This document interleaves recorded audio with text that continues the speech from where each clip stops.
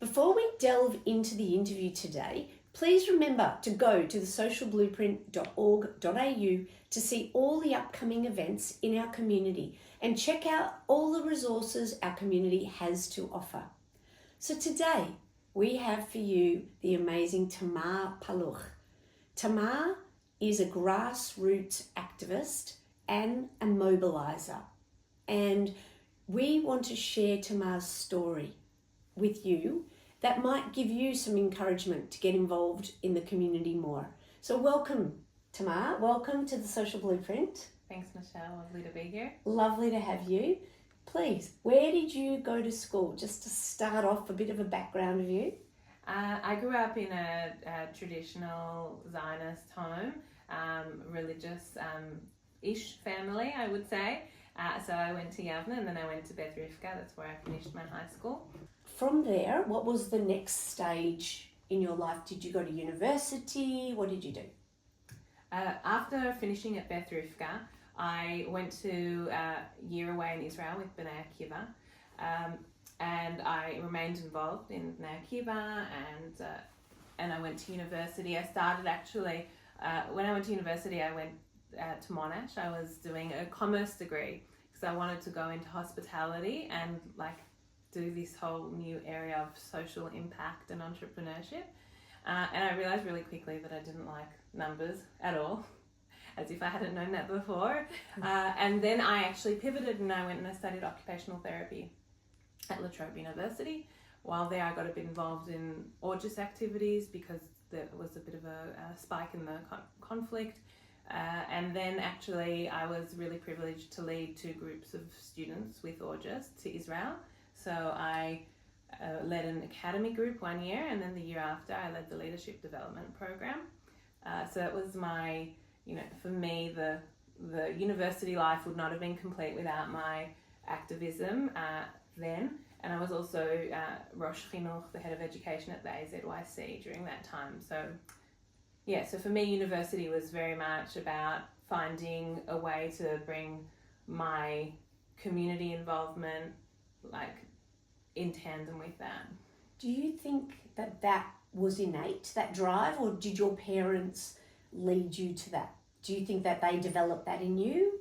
100%. I don't even know if it's because my parents were so active themselves. My dad was president of a synagogue for a long time, and so community involvement was always really important to us. But my parents were very values driven, and so for us, also being the daughter of an Israeli mother, Israel was everything in our life. I have memories, my favorite memories are when we would wake up in the morning ahead of a flight to Israel, and I just remember that feeling of leaping out of the bed and the feeling of arriving and knowing that on the other side of the gate I had tens of cousins and uncles and aunts waiting there for me because my mum was one of 7, and my grandmother, and it was such a strong part of my experience. And then for my mum here in Australia, it was always really hard for her that she was away, so we would always have Israeli music in our house, and everything for us was about Israel in our home. And so that love for Israel is just part of our DNA, so strongly. Right, and then turning your activism into your innate activism to where you are today. Tell us what you're doing today. So today, as a mother, I guess the events of October 7 really activated me. And I remember at the beginning seeing images of these mothers who had lost their children and had no way to find them, really. They were not, they were in captivity for 2 months. But I remember those early days, we would see the images of the mothers crying on TV, and that for me was so triggering as a young mother myself, and it really is what triggered for me this deep-seated need to be active again in the community. I was living overseas for a long time, so I hadn't really done a lot of community activism except through my professional work where I was involved in disability rights advocacy. So rights and advocacy has always been something I've done professionally or personally. Yes. But October 7 definitely triggered that for me, that need to do. Also because I just had this enormous sense of paralysis after such a horrific event. I couldn't pull myself out of it, and someone said to me, hold your anger, hold everything, and do something with it. Like that, you need to transform that into action. And so that for me really sent me back into the world of activism. Who was that brilliant person to say that? Actually, it was my dad's partner. She's quite an amazing activist herself all her life. She's done a lot of work advocating for survivors, Holocaust survivors, and before that, victims of domestic violence. She's Pauline Rockman from the Holocaust Museum. She's incredible. Whoever knows her knows she's really a very special person. And she really just looked at me, and I was sharing this thought with her about the mothers and how we could turn it into some kind of activation. And she's like, take all of it. It's going to come. You've got to just keep pushing on. You'll find the right place to make it happen and the right people to make it happen with. So yeah, she really inspired me, and she has been a huge inspiration.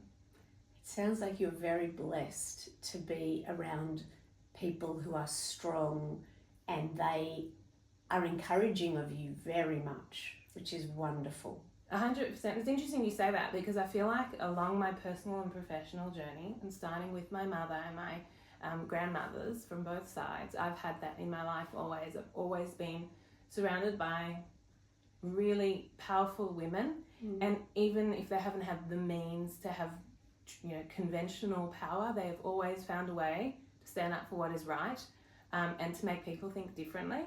And you really found what's embedded in this, that I've always had that around me.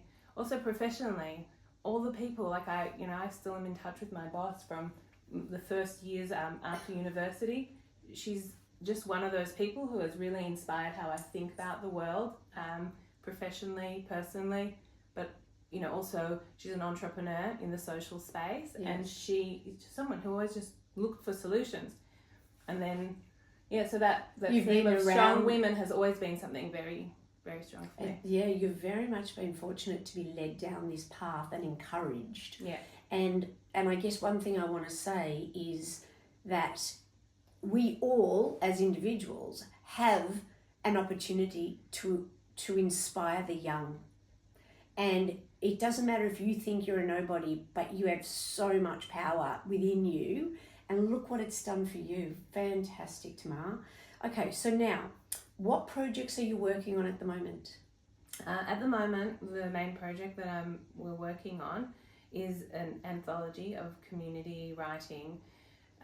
What we hope to do, and this is the result, it was actually seeded by a whole chain of women-led activations since October 7, starting with the vigil that was organised together with Project A in Elstonwick Park that a lot of community women attended around the silence of the women's organisations towards the Israeli women victims of October 7. And then a number of other rallies that we did. One was outside the Red Cross with J United, Simone Wine's group. And then as International Women's Day approached, a group of us women, again from all different parts of the community and different organisations, came together to think about what we could do to make a political statement on International Women's Day. And, I don't think any of us ever would have thought that after that vigil in December that we would still need to go and protest and raise the voices of the women still in captivity. And so we realised we needed to do that, but what had then also happened in the local landscape since that time in early December was that the level of vitriol locally just got so, it was so escalated, and it culminated in the malicious doxing of the creatives group. But along the way, there were people being doxed all the time for speaking up. And that was really creating this huge sense of despair and hopelessness. And what we'd seen with that first vigil was that it was so easy to bring people together and create a space for the shared grief and anger and helplessness. And that act of being together was really, really powerful for so many women. And that was the feedback we got all the time in the days after that vigil. So we knew we had to do something to empower women locally, and we knew we needed to do something that was also constructive, because, you know, rallies are amazing. They're ways to raise awareness, they're ways to educate the broader community, to make our voices heard, especially in a city which has seen consistent rallies on the other side, which is fine, but the lack of our voice on the street was something that really pushed us to make our presence known. But we also wanted to do something constructive. So we had a protest on International Women's Day, and then the next project that emerged from International Women's Day was actually a social media campaign.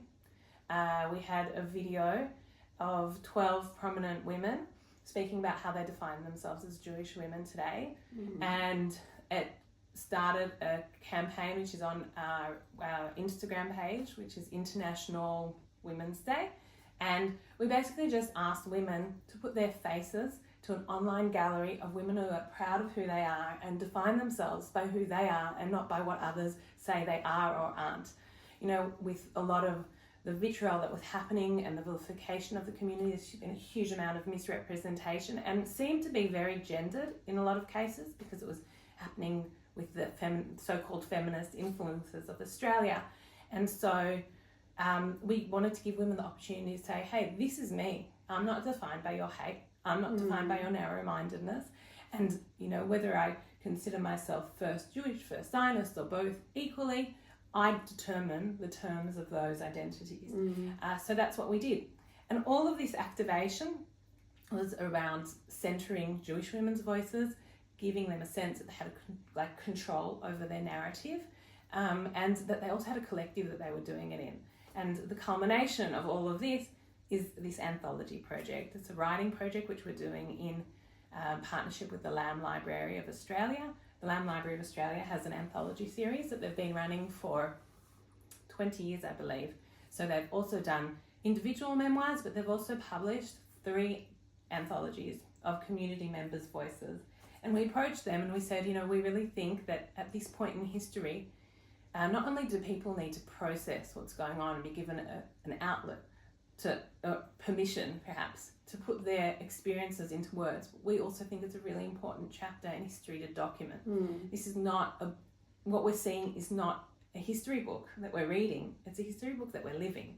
So how do we put those words down on paper and meaningfully create a project that everyone feels like they're part of? So the anthology project is going to, the invitation or the call to action is for women to put pen to paper and to share their experiences in up to 2,000 words in a personal essay. And we're going to submit an unpublished manuscript to the National Library of Israel. They have an archive that they've established especially for community reflections from around the world on October 7th. And an archived copy will also be placed in the Lamb Library and possibly in the State Library. And we're hoping that a selection of these essays will also form part of a published anthology going forward. So that's the project. So are you calling for invitations for people to write? Yes, 100%. And where do they send them to? Well, starting on the 1st of August, there'll be a submission page. We also are offering a workshop with Dr. Lee Kaufman, who is the leader of the Creatives group. She's a local Israeli, Australian, Russian writer and editor. She's brilliant, and she'll be one of our steering committee one of the editorial committee. And I guess what we're asking people to do, and we're asking for people across the spectrum, is really important to us, and that's part of the reason why we haven't actually partnered with any organisations except for the Lamb Library. This is an inclusive project.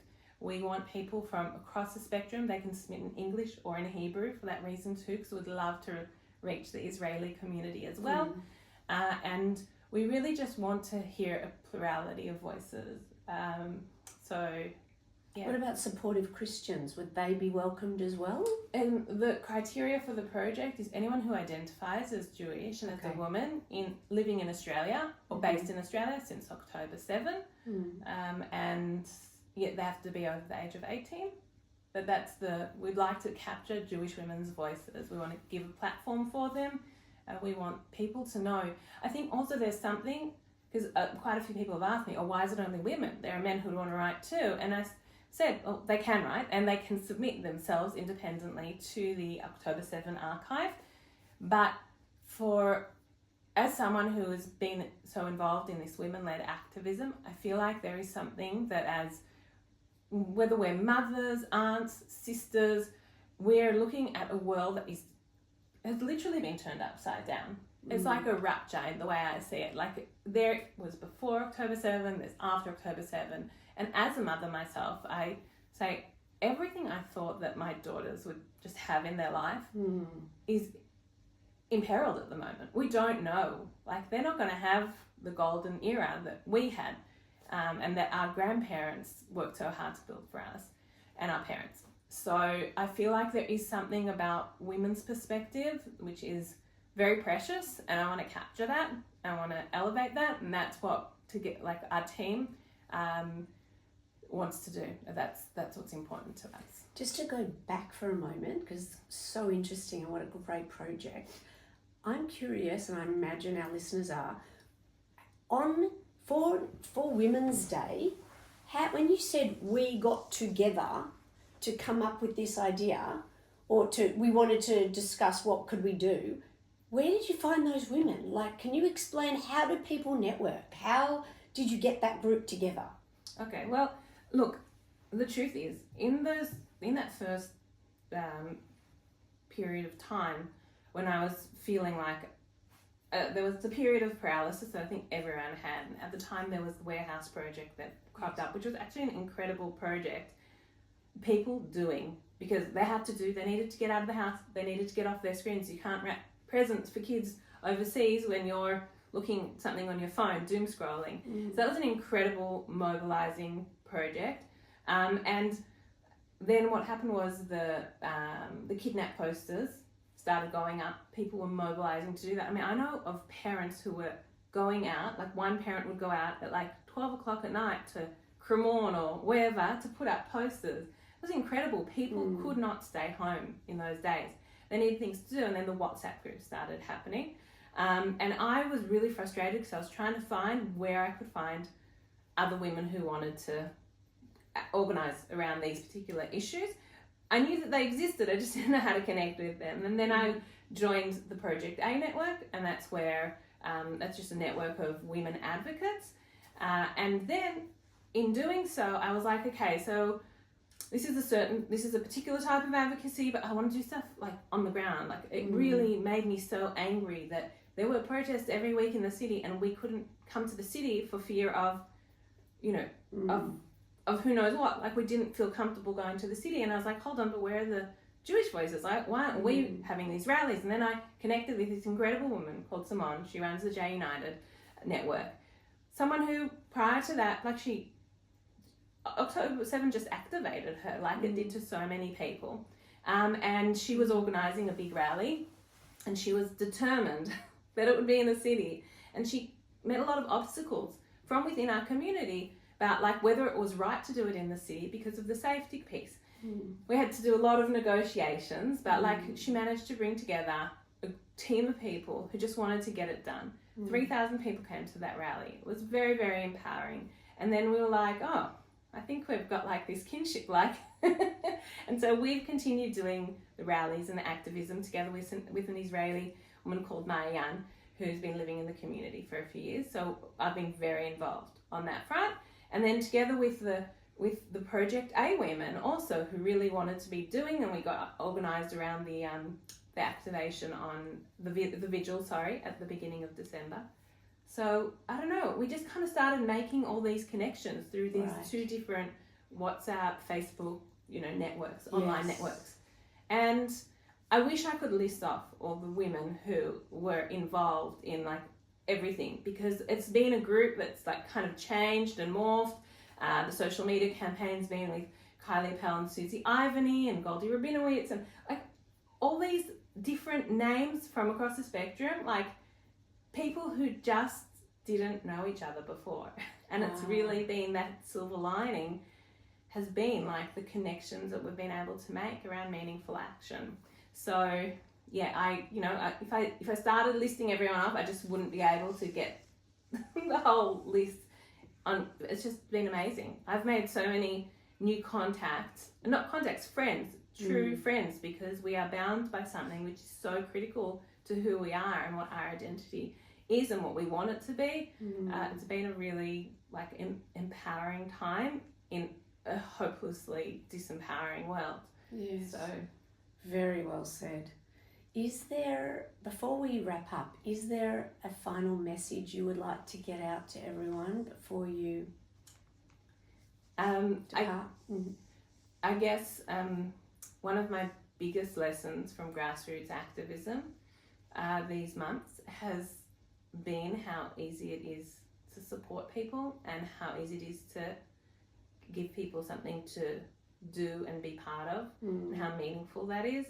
One of my strongest memories is from the Red Cross activation, which actually generated a meeting with the Red Cross, which we invited JCCV to join with us, and a number of other representatives. David Southwick came with us as well. That was like a really amazing outcome from that particular rally. And I just remember someone coming to me with tears in her eyes. She like just grabbed me in this hug and she said, "Thank you for getting me away from my computer." And I was just like, wow. I just at that point, in Hebrew you say that ha'asimon nafal, like the coin dropped. Like it was that moment that made me realize like we can't stop. We need to get people away from their computers. Like, we can't let people, like advocacy, there's so much that happens in the online space. It is so toxic though. So I was just like, hey, how do we keep doing this? How do we keep putting people on the streets, giving people opportunities? And I think that for me, it's like such, harnessing the energy of the community. So many people want to do, and not always do people know how to do it or how to connect in the right places to do it or how to get the support to do it. And what we managed to do is we just managed to have this like pro forma. Okay, we have an idea, this is how we do it. We write a brief. We start engaging this group, mobilizing the WhatsApp network, our networks of J United, asking Project A to advertise as well, bringing people on board from here, there, everywhere, and then like we bring together, we connect, we mobilize. It's just it's so rewarding. Yes. So I really would encourage anyone, like if you have an idea, contact these networks of women who are working and doing amazing work. They want people who are willing to roll up their sleeves and do things.